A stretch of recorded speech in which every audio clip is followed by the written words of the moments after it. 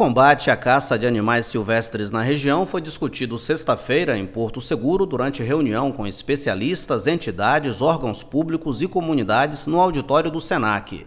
Promovido pelo Ministério Público Estadual por meio do Núcleo de Defesa da Mata Atlântica, em parceria com o Centro de Triagem de Animais Silvestres do IBAMA, o evento apresentou dados e estratégias de combate à caça ilegal.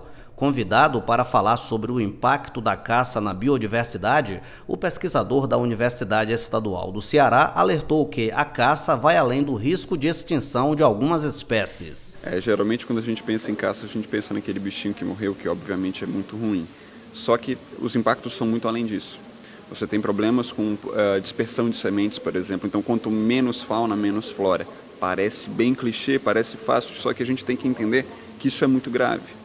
Então você tem, por exemplo, por conta dessa diminuição de flora, você tem mais impacto de carbono sendo liberado na natureza, porque menos carbono está sendo absorvido.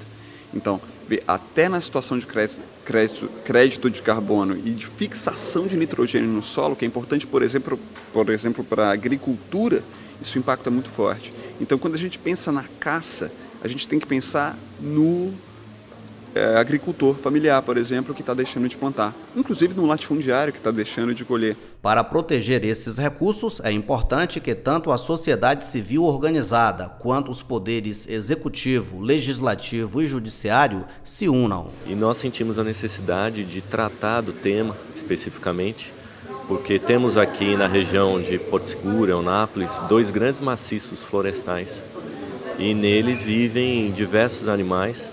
Infelizmente, nós temos tido muito problema com caça, com a exploração, tráfico desses animais.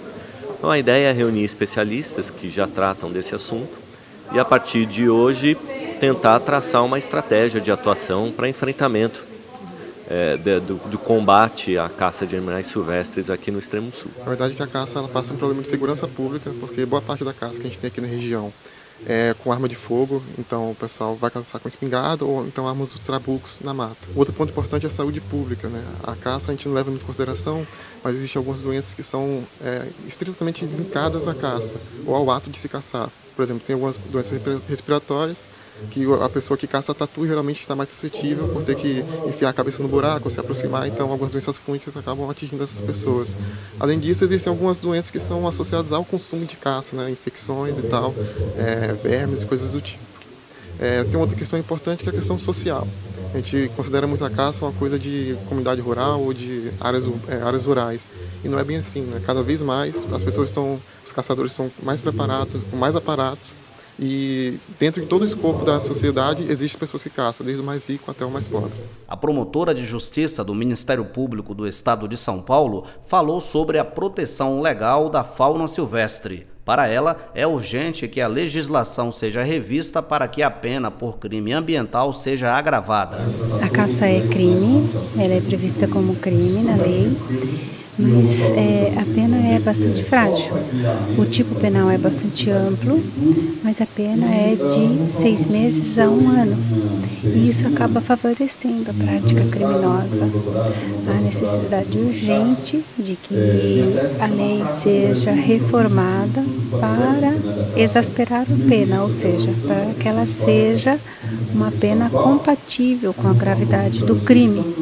Porque ao retirar o animal da natureza, ele está deixando de prestar serviços ambientais importantes e talvez o mais importante seja a própria preservação das florestas. Os animais contribuem para a preservação da floresta. O pesquisador acredita que o enfrentamento à caça vai além de ações das polícias e de atividades de educação ambiental. Segundo ele, também é importante buscar articulações políticas, estudos científicos e alternativas financeiras para comunidades que ficam no entorno das áreas de conservação. Eu preciso conhecer o problema para analisar o problema e resolver. Se eu quiser só resolver achando que eu já sei o que é o problema, não.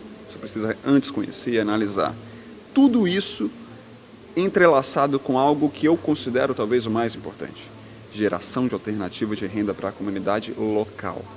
A comunidade local precisa ter um retorno daquele recurso. A questão é que quando você tem a comunidade local ocupando o espaço e tendo um lucro a partir dele, você consegue garantir que essa comunidade preze pela conservação, porque ela vai depender desse recurso. Então nós temos o ecoturismo, nós temos o turismo científico, que é pouquíssimo explorado no Brasil, até o próprio ecoturismo. Nós somos o país com maior potencial de ecoturismo do mundo e somos, ao mesmo tempo, um dos que menos investe.